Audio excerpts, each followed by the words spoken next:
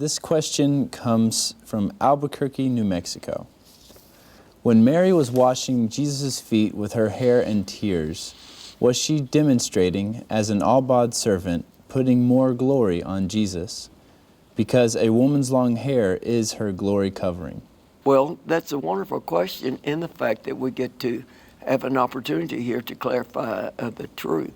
And they're mixing, as we say in the natural, apples and oranges here. We're talking about the sinner woman in, should be Luke the 7th chapter there, 38, 39 there, versus 1 Corinthians, the 11th chapter, where God talks about the long hair for the women. Well, now you're talking about two different creatures.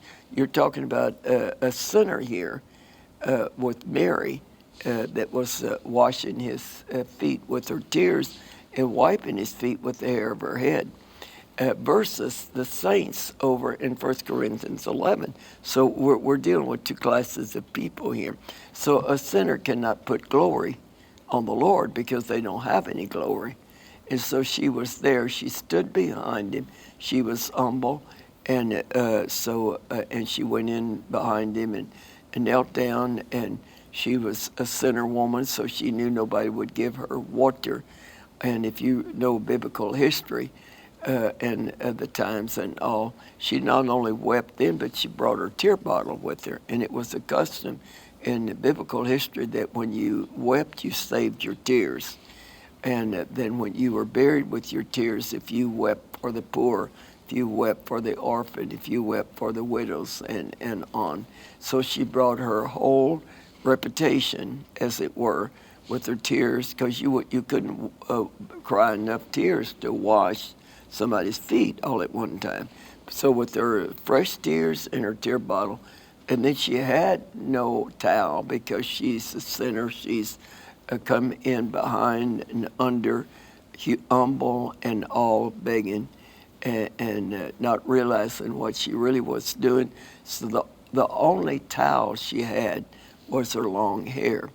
And you have to understand that back in the olden days, even sinner women didn't cut their hair. It was just accepted fact and so on. Now in 1 Corinthians 11, those are people that are Christians and they're saints, and then the Lord was telling them about their power of their long hair. Now they're Christians, and the Father's within and without. Then the Father's glory is within, the Father's glory is without on the long hair.